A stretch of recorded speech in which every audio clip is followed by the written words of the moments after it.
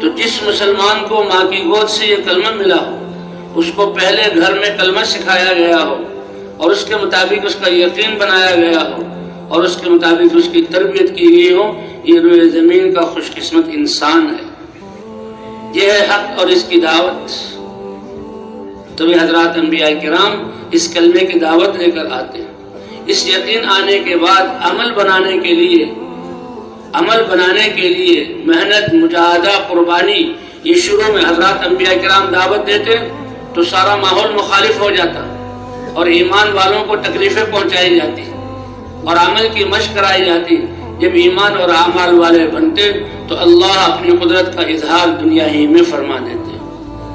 کہ نوح علیہ السلام نے 950 سال کی دعوت دی، اور دعوت بھی کس حال میں کہ قوم کے پاس آتے ہیں وہ بھاگ جاتے ہیں، اور نوح علیہ السلام ان کے سامنے آ کر اللہ کی پہچان کرواتے ہیں، سب سے بڑے علم والا کلمہ لے کر آتے ہیں اور سب سے بڑی دولت اپنی قوم کو دیتے ہیں اور ان کو کامیابی کی طرف بلاتے ہیں۔ ایسے ہمدرد، ایسے خیرخواہ، ایسے شفیق، ایسے اپنائیت والے اور سب کچھ لگانے والے۔ آج انسان دوسرے انسان سے خیرخواہی کی بات کرے اور اگلا نہ سنے تو ہم تو قسم کھا لیتے ہیں کہ آئندہ تمہارا منہ بھی نہیں دیکھوں گا۔ لیکن حضرات انبیاء کرام کو اللہ کتنا حوصلہ دیتے ہیں، کتنی ہمدردی دیتے ہیں، کتنا بڑا یہ کام ہے۔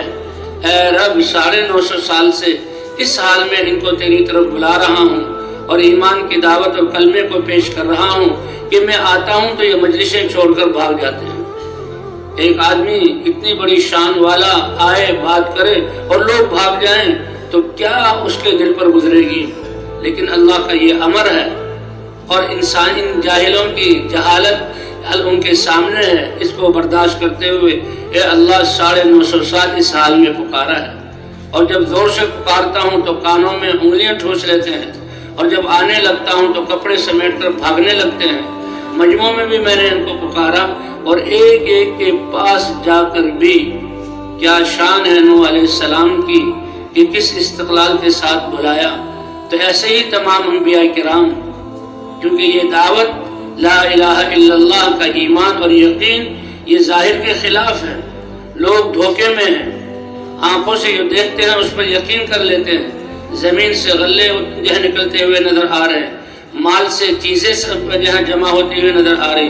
چیزوں سے اپنی حاجات کا پورا ہونا ہوتا ہوا نظر آ رہا، اس پر یقین کر لیتے ہیں اور یہ دھوکہ ہے۔ اس لیے انبیاء بتاتے ہیں کہ ان کائنات کو، اس کائنات کی ہر چیز کو پیدا کرنے والے بھی اللہ اور اس کو باقی رکھنے والے بھی اللہ اور اس میں صفات دینے والے بھی اللہ۔ قل اللہم مالک الملک، اے بادشاہوں کے بادشاہ، آپ جسے چاہیں بادشاہت دیتے ہیں اور آپ جس سے چاہیں بادشاہت چھین لیتے ہیں، آپ جسے چاہیں عزت دیتے ہیں اور آپ جسے چاہیں ذلت دیتے ہیں۔ اللہ کی قدرت اسباب کی پابند نہیں ہے۔ ان اللہ علی کل شیء قدیر، اللہ ہر چیز پر قادر ہے۔